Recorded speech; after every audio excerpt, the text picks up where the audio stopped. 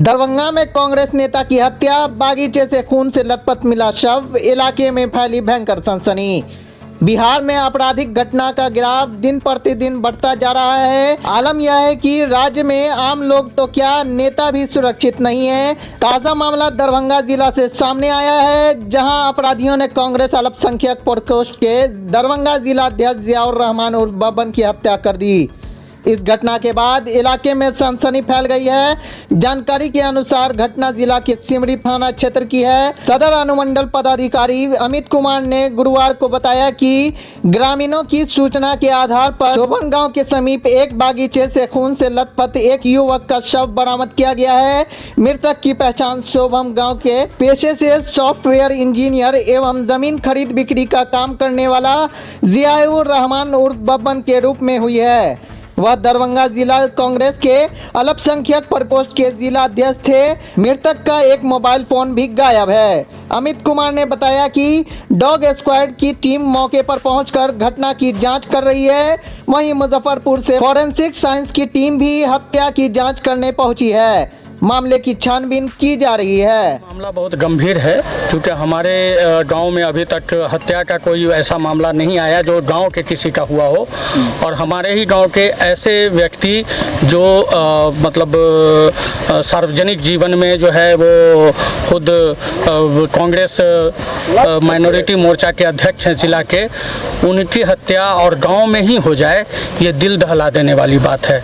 और हम सब सिर्फ यही चाहते हैं कि प्रशासन जो है वो खुले तौर मतलब एकदम सच्चाई से निष्पक्ष जांच करे, उसमें कोई ये नहीं हो। हम लोग पूरा सहयोग करने के लिए तैयार है। लोगों में गुस्सा भी है, लोग चाहते हैं कि हम रोड जाम कर दें, लोग चाहते हैं हम कुछ और कर दें।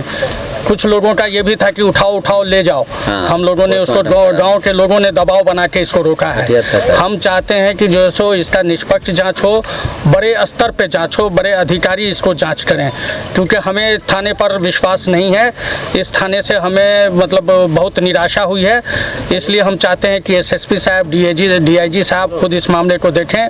गाँव में दहशत इस तरह के है कि जब बड़े आदमी के साथ ऐसा हो सकता है और उसके पड़ोस में ऐसा हो सकता है, उसके गाँव के अंदर ऐसा हो सकता है। सुबह 6 बजे से इनका मोबाइल वो रिसीव नहीं कर रहे थे, उनकी पत्नी परेशान थी। हमारे 4 साथी चारों तरफ घूम रहे थे, सारे थाने में गए, 4-5 थानों में गए, सारे हॉस्पिटल डीएमसीएच में गए और प्राइवेट अस्पताल में भी गए कि कहीं से कुछ मिले। लेकिन हमें क्या अंदाज़ा था कि हमारे घर पे ही, हमारे पड़ोस में ही, साथ में ही जो है कुछ ऐसा हो जाएगा। सुबह में ये खबर, सुबह से भी हम लोग इसी पर लगे हुए थे कि हमने बाहर तो ढूंढ लिया, अब ज़रा गाँव के अंदर आसपास देखें। ऐसे में यही खबर आई जो दिल दहला देने वाली है कि उनका, और आप देखिएगा, अगर आपने शव देखा होगा तो ऐसा लग रहा है कि काफ़ी यातनाएं दी गई हैं, काफ़ी टॉर्चर किया गया है और टॉर्चर के बाद ये हत्या हुई है। और इसमें हम यही चाहते हैं कि गांव वालों को सिर्फ इंसाफ मिले, उनके घर वालों को, उनकी पत्नी को इंसाफ मिले। जब एक बड़े आदमी के साथ ऐसा हो जाएगा तो एक आम आदमी, एक गरीब आदमी अपने को सुरक्षित कैसे महसूस करेगा। बस हम ये चाहते हैं। कौन लोग हो सकते हैं जो इतनी निर्मम हत्या कर दिया इनका? देखिए अब ये तो पुलिस के इसमें ही आएगा, जांच में ही आएगा। लेकिन हमारा ये भी अंदाज़ा है कि बिना गांव के किसी सहयोग के बाहर वाला हत्या करके कहीं दूर शव ले जाके कर सकता है, लेकिन गांव वाला हमारे गांव के बीच में आके, गांव के चौर में, इस बागीचे में आके कर जाए, मतलब बाहर वाला, ये संभव नहीं है। गांव में कभी उसकी किसी के साथ झगड़ा दुश्मनी है? तो है ही, पुलिस जांच में ये सब सामने आ जाएगा। थोड़ा बहुत वो उसमें कारोबार में भी थे, क्या नाम है, ज़मीन के कारोबार में भी थे।